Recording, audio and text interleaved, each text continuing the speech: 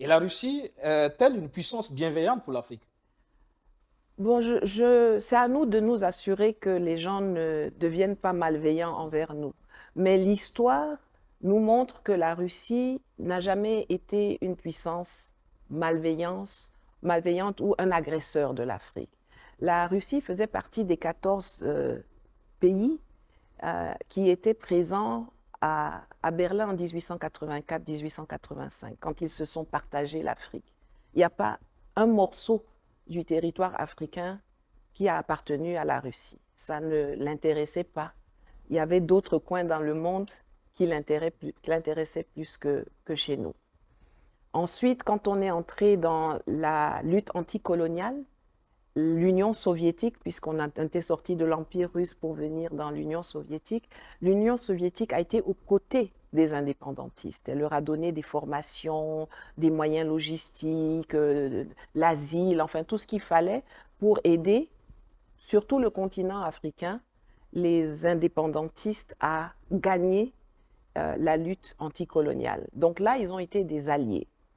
Aujourd'hui encore, euh, les Russes, puisqu'on a quitté maintenant l'Union soviétique pour revenir cette fois à la Fédération de Russie, aujourd'hui les Russes nous sont des partenaires, des alliés stratégiques pour nous. Là où ceux qui ont des traités avec nous pour des accords de défense avec nous, qui sont supposés nous défendre ou nous aider à nous défendre ou nous former à nous défendre, nous ont maintenus dans le dénuement le plus total, la Russie a accepté de nous vendre des équipements, de nous donner des formations ou de nous vendre des formations dont nous avons besoin, de nous mettre à disposition du renseignement dont nous avons besoin. Donc, jusqu'à ce jour, la Russie n'a jamais été une puissance malveillante envers l'Afrique. Mais c'est l'occasion qui fait le larron. C'est à nous de mettre en place des mécanismes, des éléments qui vont Des tenir, balises, justement. oui, des balises pour tout le monde, pas seulement pour les Russes, pas seulement pour les Français, pour tout le monde. Voilà la façon dont on veut qu'on interagisse avec nous. Voilà quels sont nos principes, quelles sont nos valeurs, quelles sont nos priorités. Si vous voulez faire du business avec nous, chez nous, voilà nos conditions, gagnant, gagnant, sachant que nous sommes les propriétaires de nos ressources et de nos territoires. Pour vous, la Russie n'est pas dans une dynamique parrainage? Non, je pense que non, je crois pas. Je pense que la Russie est dans une dynamique plus subtile au niveau géopolitique. Euh, il y a des gens, vous savez, à Yalta en 1945, les puissances gagnantes se sont partagées le monde. Je rappelle quand même qu'à Yalta, il n'y avait pas la France parce qu'ils n'ont pas gagné la guerre. Ils ne l'ont jamais gagnée. À Yalta, les gagnants de la guerre se sont partagés le monde, ont créé des zones d'influence. Et ensuite, avec l'évolution du monde, on est arrivé au rideau de fer, à une bipolarisation du monde avec le communiste, le danger communiste selon les uns d'un côté et le danger capitaliste de l'autre. Et en 1989, le mur de Berlin est tombé en faisant momentanément disparaître cette scission du monde. Et à ce moment-là, les États-Unis et l'Occident ils ont vu une opportunité dans l'affaiblissement de l'Union soviétique, dans la disparition d'ailleurs de l'Union soviétique. Ils ont vu une possibilité pour empiéter et remettre en cause le partage du monde qui avait eu lieu à Yalta. Et les Russes n'ont pas pu réagir tout de suite parce qu'ils étaient très affaiblis. Et ils ont attendu, et il a fallu là-bas en Russie, comme ici au Burkina ou comme au Niger et au Mali, qu'il y ait un leader qui arrive et qui ait de l'ambition et de la conviction pour son pays, qui prenne son mal en patience, qui redonne de la force à son pays pour à un moment donné dire, à partir de maintenant, vous allez respecter nos limites, vous vous êtes avancé jusqu'ici, mais si vous continuez, nous aussi, on va aller vous déranger dans vos théâtres, dans vos zones d'influence. Vous avez mélangé les nôtres, on était faibles, on n'a pas pu stopper ça tout de suite. Aujourd'hui, on a pris des forces, on est debout, et non seulement on va se défendre contre vos agressions, mais on va aussi aller Nyagami, vos zones d'influence là. Comme ça, vous allez voir ce que ça fait. Et c'est dans ça qu'on est.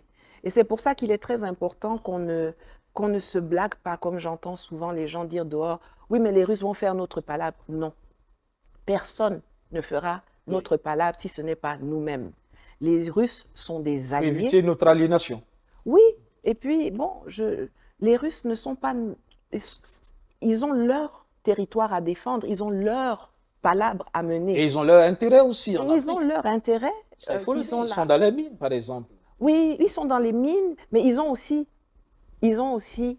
des mines chez eux. La Russie, c'est le plus grand territoire de la Terre. Et il y a tout là-bas.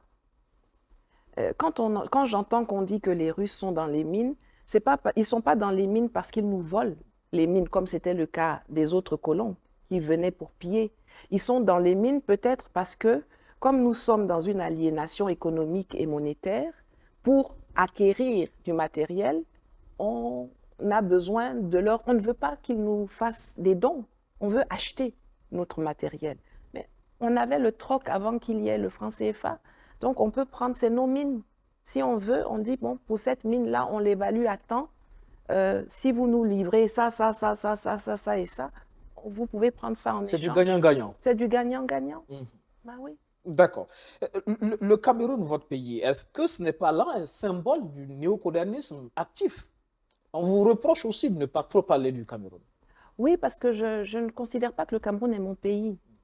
L'Afrique est mon continent. Et les divisions qui ont eu lieu à Berlin en 1884, là, moi, je ne me reconnais pas dans cette séparation. Par hasard, je suis née d'une personne qu'on définit comme étant un Camerounais et d'une personne qu'on définit comme étant une Suissesse. Mais moi, j'ai toujours appartenu à l'Afrique d'abord.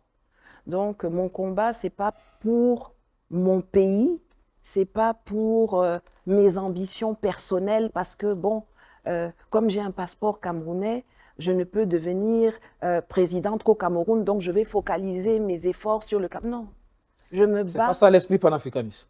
Non, pas du tout. Vous savez, vous dites qu'on me dit souvent, on me reproche que je ne parle pas suffisamment du Cameroun. Vous ne pouvez pas frustrer un panafricain en lui disant, va d'abord parler dans ton pays. Le panafricain, là, c'est l'intégration de l'Afrique.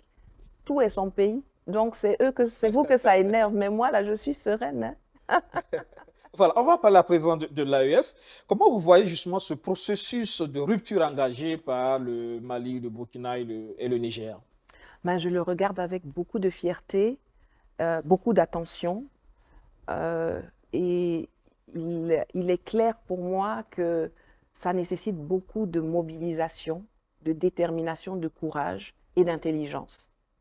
Le fait de vouloir couper les chaînes remet en cause le modèle de prospérité de ceux que nous combattons. Ils ne vont pas laisser ça arriver sans se défendre, sans attaquer, sans essayer de freiner quelque chose que j'espère irréversible. Je considère que nous sommes entrés dans un tunnel qui nous mène vers la liberté et que la seule option pour nous, c'est d'aller de l'avant. On ne peut plus s'arrêter, sinon on va rester dans l'obscurité. On ne peut pas reculer parce que derrière, là, ceux qui nous attendent derrière, là, si on fait l'erreur de retourner là-bas, ils vont nous... Ce n'est pas les chaînes qu'on a maintenant qui vont nous mettre, ils vont nous mettre sous une coupe pendant au moins 400 ans. On ne va pas s'en sortir. Oui. Aujourd'hui, vous pensez que justement il y a un terreau fertile avec justement cette jeunesse qui semble avoir pris conscience des enjeux et qui va faire en sorte que ce schéma-là, ce chemin soit irréversible? Oui, mais c'est ce qu'il faut faire. C'est pour ça que même si des actes sont posés, la dimension éveil, mobilisation doit continuer. Parce qu'il faut que nous ayons une masse critique de personnes qui comprennent ce qu'il se passe, les enjeux, et qui les transfèrent à leurs enfants. Les gens de ma génération, là, le changement qui est en train de se faire, ce n'est pas pour nous que ça se fait. Nous, on est déjà en train de sortir. Mais ce sont les plus jeunes et nos petits-enfants. C'est pour eux que cette lutte se fait. Et c'est pour ça qu'il est important qu'ils comprennent. C'est pour ça qu'il est important que nous réformions nos programmes scolaires, que nous réformions notre environnement audiovisuel, que nous nous assurions qu'on ne déverse pas des mensonges, des contre-vérités, des déchets dans la tête de Un nos... travail en profondeur à faire, justement, Absolument. pour ne pas rester superficiel. Sinon, dans 30 ans, on va se retrouver encore avec les... Ben exactement. Je vous ai dit que c'est tout dans 30 ans. Oui.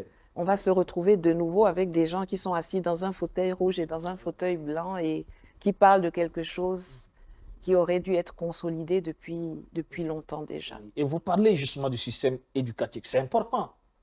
Mais c'est la base Oui. en réalité parce que vous allez donner des armes, on peut acheter les armes, on peut équiper nos populations, on peut construire des armées fortes techniquement, mais si celui qui tient l'arme là ne sait pas vraiment qui est son adversaire, qui est son ennemi, ne sait pas où est le piège, par où ils vont passer pour nous diviser, ne sait pas que ton frère tu ne dois jamais accepter d'endeuiller ton frère pour les intérêts de quelqu'un d'autre. Si on ne sait pas, on va aller nulle part. Les armes vont se retourner contre nous. C'est la matrice de notre émancipation. C'est ce qu'on a dans la tête, plus ce qu'on cultive dans le cœur.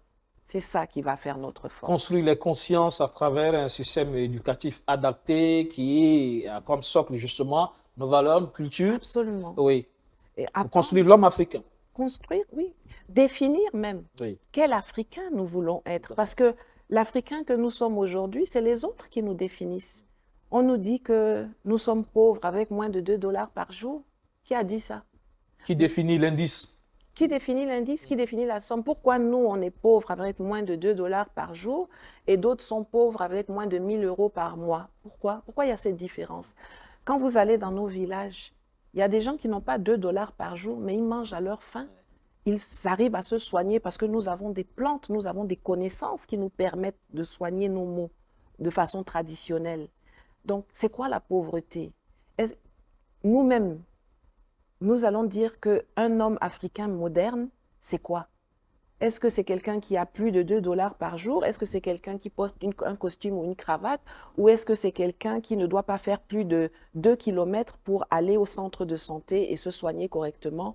De pas plus de 3 kilomètres pour aller à l'école et se former correctement? C'est à nous de mettre en place nos historiens, nos sociologues, nos économistes, nos artistes, nos penseurs et de réfléchir quel Africain voulons-nous être et d'imposer cette image-là, ce que nous allons définir là, de l'imposer aux autres, que ça leur plaise ou non. Oui. Et vous pensez que l'AES aujourd'hui représente quoi dans l'histoire récente de l'Afrique?